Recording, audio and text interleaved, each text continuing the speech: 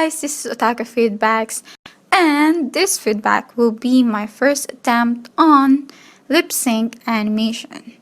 I am quite wary of how this will turn out, but I still do hope it will be to your liking. So, my first feedback will be about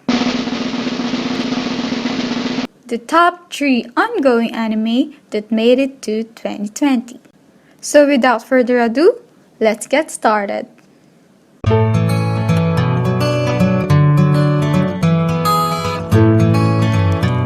Number 1. Black Clover. My first ongoing anime this 2020 is Black Clover. I've been watching this anime since the first time it aired on Japan and was showed online. To be perfectly honest, at first I also hated Asta's voice. I mean, it was really irritating in its own way. So of course, I've also had that same thought.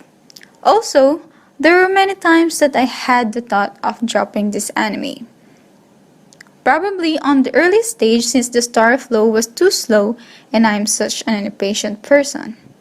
When it got to its 30th or 40th episode, people were really bashing and hating it because the animation were getting rougher and rougher, and the anime doesn't give the manga any justice. They were saying that people should boycott it and just read the whole damn manga to make things worthwhile. But since at that time I was growing such a fangirl spirit to Yuno, because it's becoming more of an ikemen as he gets stronger, I didn't give a slightest shit to all those bashers. Hate all you want, the anime is still gonna get aired. As the 100th episode aired, the bashers turned into supporters, congratulating the anime show for its success.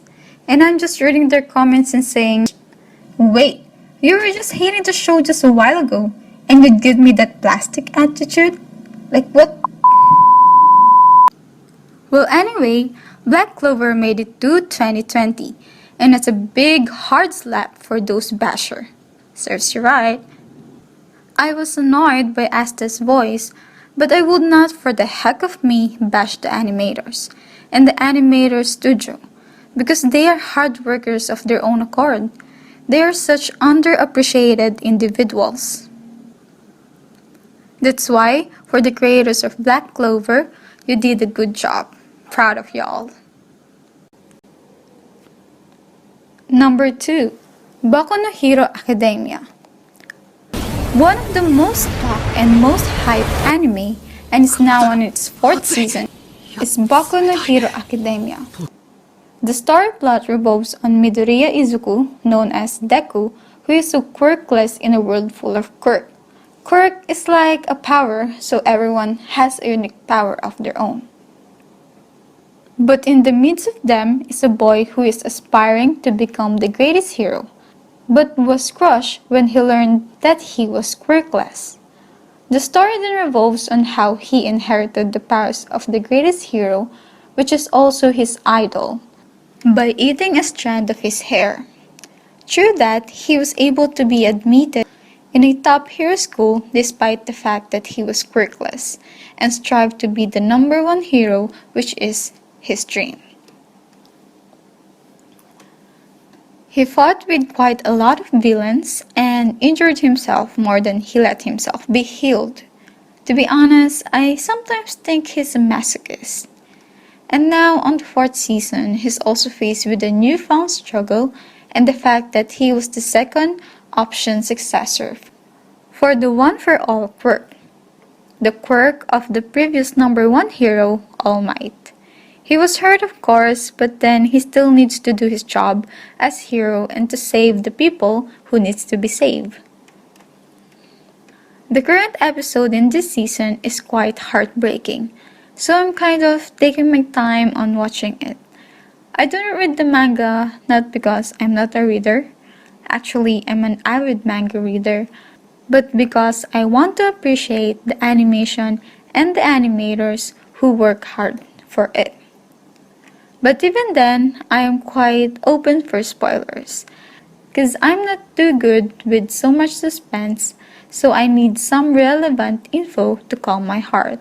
So if you're looking for someone to spoil, just DM me on my Twitter account and let's be Tamadachi!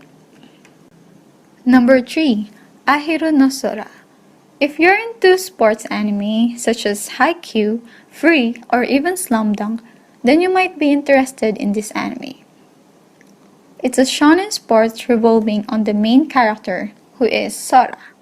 He is a guy who aspires to be a basketball player, but he lacks the most important standard a basketball player should have, which is height.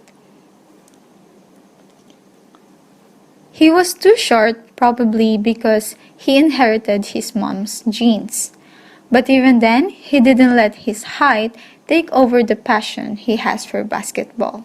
And he practices 1,000 to 10,000 three-point shot every day, until he had a better grasp and calculations if the ball would go through the basket. Yep, he is that passionate because he wants to become greater than his mom, which is once a basketball player too.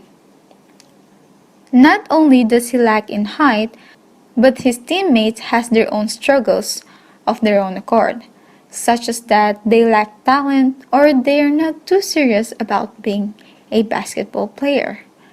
Another reason that makes this anime interesting is that the basketball team is mostly made up of thugs. My all-time fave would still probably be Slam Dunk, because my first ever bae is there, which is Rukawa. But honestly, it's not that bad on giving this sports anime a try.